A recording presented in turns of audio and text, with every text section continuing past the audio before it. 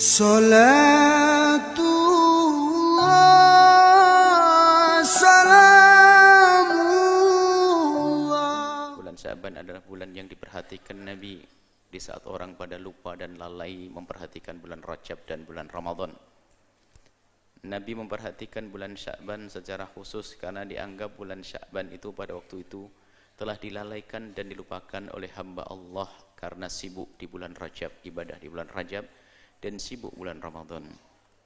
Sehingga Sayyidah Aisyah berkata dalam hadis yang diriwayatkan oleh Imam Bukhari dan Imam Muslim, karena Rasulullah SAW bahwasanya baginda Nabi SAW itu yasumu, berpuasa di bulan Sya'ban, berpuasa hatta naqula la yuftir, sampai kami katakan dia itu tidak berbuka. Wa yuftir hatta naqula la yasum, bahkan pernah suatu ketika di bulan itu Nabi pernah berbuka dan hampir tidak berpuasa.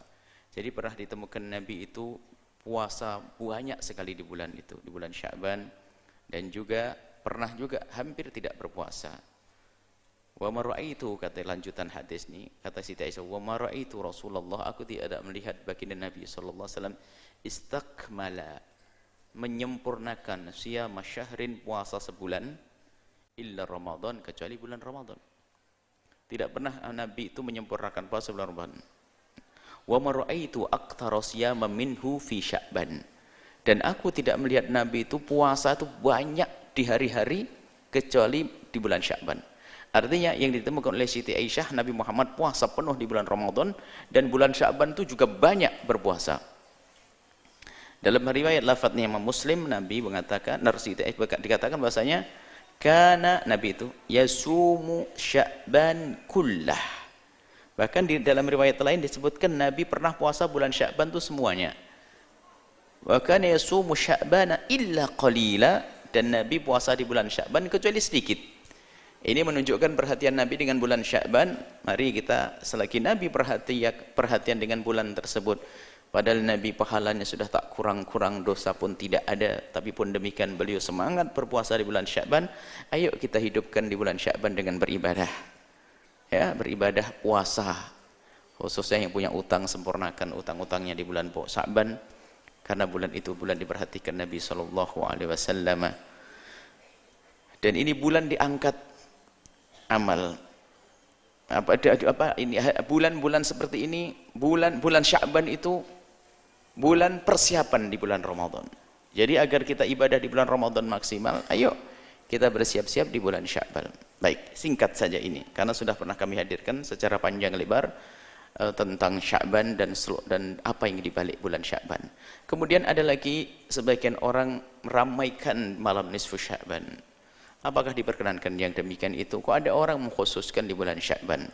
Ketahuilah ibadah di hari apapun boleh dan di bulan apapun boleh, apalagi di bulan Sya'ban yang Nabi memperhatikannya. Adapun spesial di malam nisfu Sya'ban memang ada di sana isyarat dari baginda Nabi tentang kelebihan malam nisfu Sya'ban. Dalam hadis yang diriwayatkan oleh Sayyidina Mu'adz bin Jabal.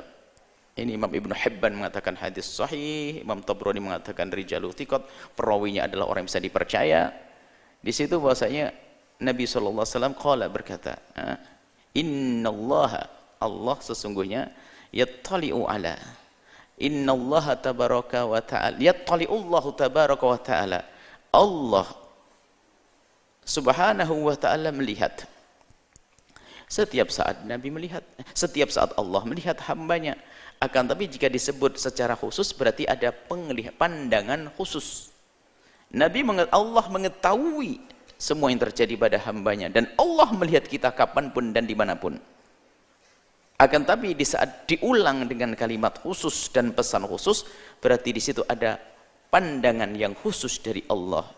Yattali'ullahu tabaraka wa ta'ala, Allah melihat ila khalqihi, kepada makhluknya, lailatan nisfi min Sya'ban, di malam nisfu Sya'ban.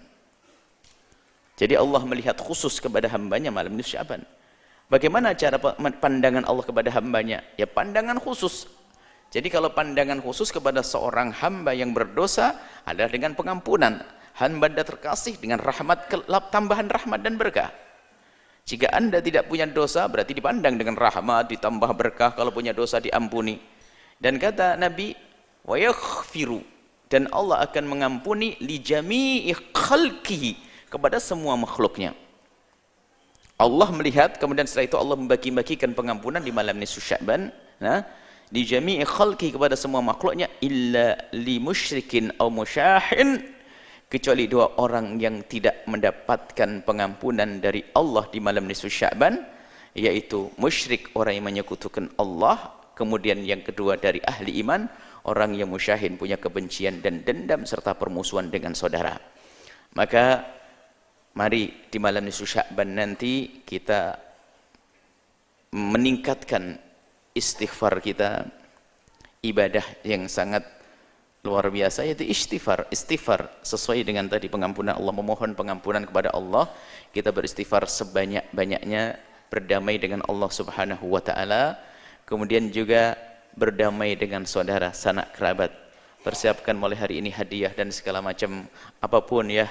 Mungkin boleh sorenya makan bersama, malamnya makan bersama, setelah berzikir, beristighfar.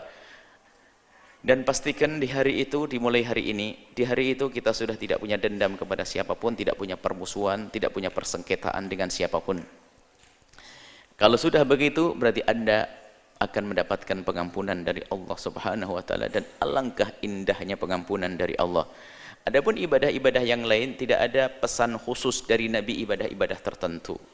Tidak ada pesan sholat tertentu, tidak ada pesan apapun. Yang jelas semalam itu adalah Allah mengampuni hamba-hambanya. Maka yang sangat sesuai adalah memohon ampun kepada Allah. Dan kecuali orang yang mempunyai permusuhan, maka ayo kita jaga iman agar tidak termasuk orang yang menyekutukan Allah. Yang kedua adalah ayo berdamai dengan sesama manusia dengan menghilangkan dendam, dengki serta permusuhan. Adapun yang ingin melakukan sholat di malam hari itu, wong di malam sebelumnya pun juga boleh, maka yang ingin melakukan sholat malam itu juga boleh. Apakah sholat hajat, sholat tasbih, atau sholat yang lainnya diperkenankan. Ya, jadi diperkenankan sholat apa saja, sholat hajat, mengulang hajatnya banyak, hajat keluarga, hajat bisnis, hajat ini, hajat, boleh. Lakukan sholat sebanyak-banyaknya malam itu, dan lakukan zikir sebanyak-banyaknya malam itu, dan istighfar sebanyak-banyaknya malam itu. Adapun jika ada amalan sholat khusus yang selama ini dilakukan sebagian orang, mohon niatnya saja diluruskan. Niatnya adalah niat sholat hajat diulang-ulang. Atau sholat-sholat sunnah yang selama ini Anda ketahui, rubah niatnya dengan niat yang demikian itu. Mungkin setelah bangun malam Anda tahajud, atau mungkin Anda ba'diyah isya'nya 2 rakaat plus 2 rakaat. Kemudian Anda melakukan sholat awabin, sholat antara maghrib dengan isya yang dilakukan sebagian beberapa 2 sampai 6 rakaat. Anda bisa gabungkan itu semuanya sehingga sampai terhitung berapa rakaat sekuat Anda. Jadi yang jelas di malam itu tidak ada himbauan khusus sholat tertentu, tapi kalau Anda ingin melakukan sholat tentu tidak dilarang. Maka yang bukan dilarang, karena di hari yang lainnya pun boleh, maka di hari tersebut juga boleh. Innalillahi fi ayyami dhahrikum nafahat. Allah itu mempunyai nafahat. Biarpun hadis ini diperselisihkan para ulama, Imam At-Tabrani meriwayatkan bahwa Allah itu mempunyai nafahat dalam setiap saat tertentu. Nafahat itu adalah karunia yang sifatnya maknawi, rohani, batini. Fata'aradu laha, maka hadanglah karunia Allah tersebut, nafahat rohaniyat tersebut, hadang. Cara menghadangi gimana? Bukan nongkrong kita, akan tapi menghadangnya dengan ibadah. Lakukan ibadah, baca Al-Quran dan sebagainya. La'alla yusibakum nafhatun, barangkali kamu akan dapatkan satu nafhah, satu titik rohaniyat, satu tetes rohaniyat, sehingga menjadi sikap falan tasqau abadan, dalam riwayat ba'daha abada, sehingga kau tidak akan menjadi orang yang bakal sengsara selamanya. Jadi perlu, kalau ada berita bahwasanya di hari itu, bahkan dalam riwayat Nabi pergi di suatu ketika dalam hadis yang lain, faqattu Rasulullah, kata Siti Aisyah, aku kehilangan Rasulullah, karena itu jatahnya Siti Aisyah. Kemudian faida huwa bil baki, tak taunya fakharajtu, keluar Siti Aisyah, faida huwa bil baki, Nabi di Baki di antara masjid Nabi dengan makbarah kuburan itu adalah namanya Baki. Di Baki itu kuburan di situ, Nabi di sekitar itu. Kemudian Siti Aisyah datang. Kemudian ya Rasulullah menegur, kata Aisyah, ya Aisyah, atakhafina ayahifallahu alaika wa rasuluh, apakah kamu kenapa ke sini Aisyah? Apakah kamu takut Allah dan Rasul menyanyiakan kamu? Enggak. Kata Rasulullah, inni dhanantu dhahabta ila ba'di nisa'ika. Aku kira kamu ke istri yang lain ya Rasulullah. Faqala Rasulullah menjawab, ya, nazalallahu subhanahu wa ta'ala kama qala Rasul, Allah subhanahu wa ta'ala turun Lailatan Nisfi Sya'ban. Maksudnya turun Allah adalah memberikan rahmat secara khusus, memberikan karunia secara khusus Lailatan Nisfi Sya'ban, di malam nisfu Sya'ban. Fayaghfiru, dan Allah memberikan pengampunan li aqtaro, lebih banyak, min adadi sya'ri ghanami kilabin, lebih banyak daripada bilangan bulu dombanya Bani Kilab. Jadi Bani Kilab itu adalah satu kabilah yang paling kaya punya kambing, punya domba. Dan itu bulu dombanya, suruh hitung. Maksudnya, nggak usah dihitung bulunya. Maksudnya Allah akan berikan pengampunan seluas-luasnya.